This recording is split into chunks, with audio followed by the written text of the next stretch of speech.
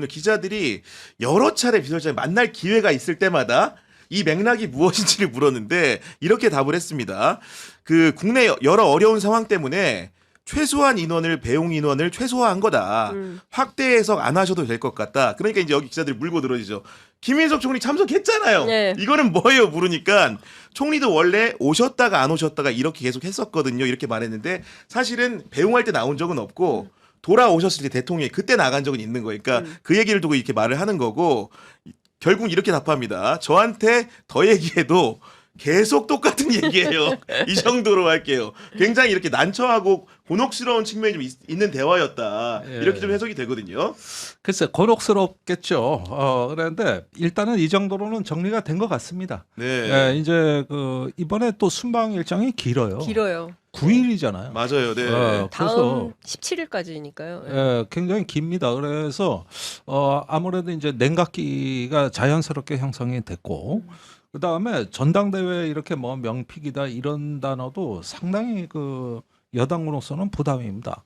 우리 저기 1년 전, 2년 전에 이 방송에서 저 국민의힘 당대표 뽑을 때 윤석열이 뭐 관여했다 그러면은 입에 거품을 물고 제가 그냥 완전히 두들겨 팼는데 복날에 먼지 나듯이 그냥 그냥 팼는데 그러니까 그런 것들은 이제 흔적은 가급적 남기질 말아야 된단 말이에요. 이게 그러니까요. 그래서 네. 이런 부분들도 조금 얼마나 이런 것들이 조금 기술적으로 잘 처리되느냐 하는 것도 정권의 실력이다.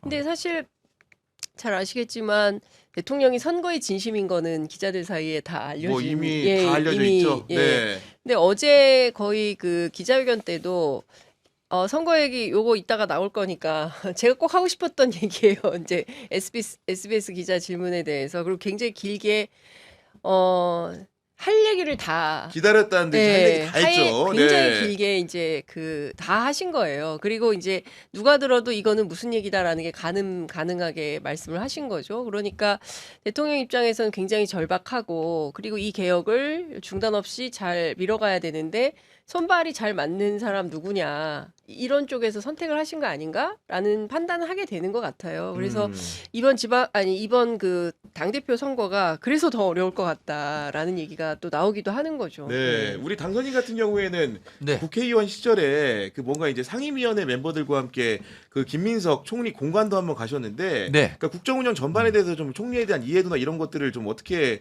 듣고 오셨는지 궁금하거든요. 되게 꼼꼼하세요. 꼼꼼하시고 또 생각보다 네트워크도 엄청 좋으시고요. 아 네트워크가 네. 네. 그래서 참 일 잘하시는 분이다 생각을 가지고 있습니다. 일 잘하는 사람이다. 그럼 일 잘하다고 느낄 때 예를 들면 어떤 점에서 좀 구체적으로 느끼게 되는 건지 좀 궁금한데. 그러니까 말만 빙글빙글 도는 것이 아니라 구체적으로 구체적 실행 방법을 가지고 있고 로드맵을 가지고 있고 또 그걸 실행할 수 있는 사람 세팅까지 되어 있는 모습 그리고 실제 움직이는 모습 그런 부분들에서 일을 잘하시는구나라는 생각을 하는 거죠. 혹시 뭐 이번에 선거 치르는 과정에서도 혹시 뭐 격려 네. 전화나 이런 것도 받으신 적 있어요? 아니요. 그러면 안 되는 거 아니야? 받은 게 없어요. 있어도 없어야 될 것 같은데. 저는 선거 기간 내내 완전히 고립돼 있었어요. 아유, 이게 어려움 같은 걸 다 알기 때문에 그런 건데 지금 해가 떠도님 하지마님 같은 경우에는 김상욱 시장님 진심 축하드립니다. 험지에서 당선되신 후보님들 모두 축하드립니다. 이렇게 축하해 주셨고 그 다음에 이제 영우님 같은 경우에는 여러분 우리는 딴지류 같은 인간이 되면 안 됩니다. 품격 있게 댓글을 달았으면 좋겠습니다. 이런 얘기해 주신 분도 계시고 F투이님 같은 경우에는 김종대 의원님 감사합니다. 아이고, 이러면 슈퍼챗 보내 너무 감사드리고 그 다음에 해피님 해가 떠도님이 오늘 여러 번 슈퍼챗 보내주셨는데 다시 한번 정말 진심으로 감사드리다는 의견 드리는 거고 라이님 같은 경우에는 민주당은 조국혁신당과 합당 안 해도 됩니다. 이런 의견 주셨고요. 이선희님 우리 방송에 또 굉장히 애청자이신데 이재명 대통령 성안으로 입성하시는 모든 뉴이재명 대환영합니다. 탑티어 구교용 파이팅 해주셨는데요. 그 탑티어 손석구 사실 저를 사랑해주신 분들이 이렇게 많이 이렇게 좋은 평가를 해주신다는 점 정말 고개 숙여 되게 감사드립니다. 좋은가 봐. 네. 좋지 안 좋겠어요. 많이 좋죠 지금 기분이. 좋다는 아니 말씀을. 손석구 배우하고 이제 그 동급으로. 아니 근데 제가 역대 그 다른 대통령들 중에서 그 해외 순방 때 이렇게 표나게 했던 적이 있었는가를 찾아보니까 가장 최근의 사례는 윤석열 때였던 것 같아요. 2022년 6월 27일 나토 정상회의 이게 음. 첫 해외 순방이었는데 그때 참석 때 권성동 원내대표는 참석했지만 이준석은 불참을 한 일이 있었거든요. 아 거기서부터 뭔가 냄새가 나네. 그러면서 이제 예. 당일에 이준석 그 대표는 최재형 의원이 주최한 반지성 시대 공선전 세미나에 참석을 했던 것이고 그 오늘 보니까 그러면 정청래 대표는 어디를 갔느냐 이렇게 알아보니까 비공식 일정으로 전북을 방문해서 이원택 전북지사 당선인과 이제 오찬을 했다는 기사가 나왔는데 이거 이 행보는 좀 어떻게 이해하면 되겠습니까? 글쎄 전라북도 가서 그랬다. 그 선거 때 자주 갔던 데 아닙니까? 그렇죠. 그러니까, 지도부들이 예, 많이 갔던 데죠. 네. 많이 가던 곳인데. 근데 일단은 그 요런 그 행보도 사실은 뭔가 급히 마련된 일정이 아닌가 하는 의혹이 좀 생기고요. 아 급히 마련된 건 아닌지. 그러니까 일정이 없으면 왜 안 나갔는지가 더 이게 시끄러워진다. 서울에 있었으면요. 그렇죠. 기자들이 가만둘 리가 없죠. 이게 지금. 아니면 배탈 설사라도 나서 화장실이라도 가야 되는 게. 그래야 해서 알리바이 뭘 하나는 마련해야 된다고. 그런데 여기 선거 때 자주 갔던 데를 왜 또 가냐고. 어? 그러니까 이거는 뭔가 만들어진 일정이 아닐까? 이런 생각이 드는 거죠. 아마도 이제 그게 순방 일정은 이미 잡혀 있었고 그렇죠. 주말쯤에 아마도 이제 청와대에서 연락이 다들 갔을 것 같아요. 참석자들을 상대로는. 예, 청와대에서 네. 설명하는 게 지난 주말 임이다. 저기 조율이 된 바다. 소통이 됐다. 네, 네. 구교영 기자가 계속 이 얘기를 해도 아마 청와대에서 똑같은 얘기를 할 것 같은데 저도 오늘 이제 여기 오기 직전에 네. 다시 또 확인을 했는데 똑같은 이야기예요. 그러니까 같은 얘기를 계속 하고 있어요. 그러니까 이제 정치부 기자로 오래 출입한 제가 보기에 청와대나 그 민주당이나 이번에 이 정청래 대표가 사실은 갔어야죠. 어떤 이유에서든 환송 행사에 당 대표가 안 가는 거는 좀 격에 맞지 않죠. 네. 이제 그럼에도 불구하고 가지 않았는데 이걸 가지고 조중동이 얼마나 신나게 쓰겠습니까? 이제 그렇게 해서 분열적인 프레임이 잡히는 것에 대해서 그렇지. 정당도, 그러니까 여당도 정부도 똑같이 부담을 느끼는 거예요. 제가 보기에는. 그래서 이게 일파만파 확산되는 것을 진화하고 싶은 겁니다. 그래서 기자들한테 계속 똑같은 거, 그러니까 계속 뭐 다른 질문을 해도 아까 강훈식 비서실장이 당신들이 계속 물어도 나는 똑같은 답변 할 수밖에 없어. 네. 라고 이야기하는 것에 저는 뭐라 해야 됩니까? 곤궁함이 있다고 네. 생각해요. 뭐라고 얘기를 하겠어요, 그러면. 빡쳐서 안 나왔어. 이런 아니, 말 할 수 갑자기 없잖아요. 이제 얘기 들어보니 궁금한 게 우리 당선인 같은 경우에도 우리가 네. 울산시장 이제 취임을 하시면 취임식이란 걸 하잖아요. 네. 그러면 이제 물론 이제 인수위도 작게 꾸리시고 뭔가 조그만 행사를 할 것 같기는 한데 네. 그래도 나한테 이제 여러모로 지지를 해주셨던 시민들은 너무 기본인 거고 네. 다양한 중앙에 계신 분들 초청을 좀 해야 될 텐데 혹시 좀 어떤 분들을 부르실 생각을 하는지 궁금하거든요. 아직 취임식에 대해서 깊은 생각을 안 해봤는데 갑자기 뭐 떠오르는 예를 들면 울산 시민들 모셔야죠. 네, 시민들은 당연히 모셔서 할 거고 예, 당연히 시민 중심 모셔야 행사를 되고요. 하는 거고 네. 구경 기자 부르세요. 생중계 라이브에 생중계 라이브를 거기서. 뭔가 좀 그래도 상징적인 가치와 의미가 있는 취임식 행사였으면 하는 생각입니다. 그냥 하나마나한 취임식 행사나 네, 권위적인 내가 행사는 보기엔 아니었으면 하는 생각. 우리 김상옥 당선자 성격이 어떤 그 퍼포먼스를 만드실 분은 아니에요.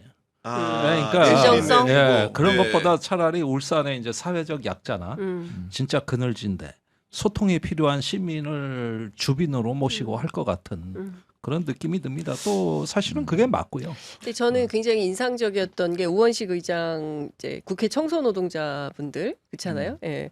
또 세월호 유족, 또 이태원 참사 유족 이런 분들 모셔서 하지 않았습니까? 그리고 제가 알기로는 의장 공관에도 그 세월호 그리고 이태원 참사 가족분들을 모셔서 식사를 했는데 그 의장 사모님께서 화장실에까지도 그 세월호 이태원 참사 사회적 참사 유가족분들에게 어떤 그분들을 상징하는 그런 거를 이제 장치해놔서 그 이제 초대받았던 가족분들께서 진짜 너무 감사했다. 야, 그랬구나. 예. 네. 맨날 이제 윤석열 정권 때 길바닥에서 삼보일배 하면서 진상규명을 요구해 왔는데 이제야 사람으로 대접받는 느낌이 들었다. 이런 말씀을 해주셨거든요.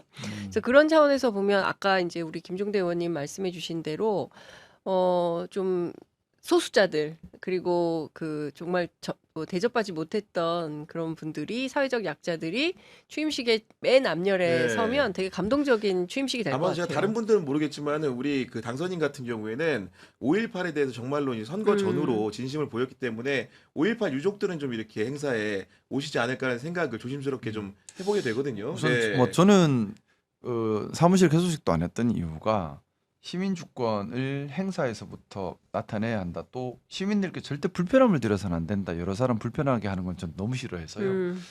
최대한 불편함을 드리지 않으면서 실속 있게 하는 걸 좀 좋아합니다. 그래서 취임식 안 하는 거 아니야? 이번 지금 대화가 지금 안 하는 쪽으로 좀 긴 것 같은데 지금. 이번 선거 때도 선거 사무실 개소식 대신 제가 시민들을 찾아뵀습니다. 원래 선거 사무실 개소식을 예정한 날에 네. 울산에 각 구별로 2군데를 정해서 일정 공개를 하고 시민들 제가 찾아뵙습니다. 그쪽으로 다 모이셔요. 거기가 주차기도 좋고 가까우니까 제가 다 돌게요 하고 이렇게 돌았는데 그리고 선거 유세 마지막 날 보면 파이널 유세라는 걸 하잖아요. 보통 보면 모여서 와 시끄럽게 해요. 제일 집중 유세 막 이렇게 그러니까 하는데 광화문 집중 유세. 저희는 어떻게 했냐면 조용하게 선거운동원들 또 함께했던 분들을 저희 울산대공원 동문 쪽에 보면 그 소녀상이 있고 강제징용자 위령탑이 있고 아. 산재희생자 위령탑이 있고 또 충원탑 현충탑이 있고 뭐가 있습니다. 많네. 예 네. 모여 있는데 그쪽으로 다 모이세요 해서 그러구나. 저희가 한 곳 한 곳 다 참배를 하면서 그 뜻을 이어받아 새기겠습니다 하고 다 한 바퀴 돌았어요. 그 다음에 선거운동원들께 고생 많이 하셨는데 끝난 게 아니니까 주변에 투표 종료해 주십시오 하고 마무리 지었습니다.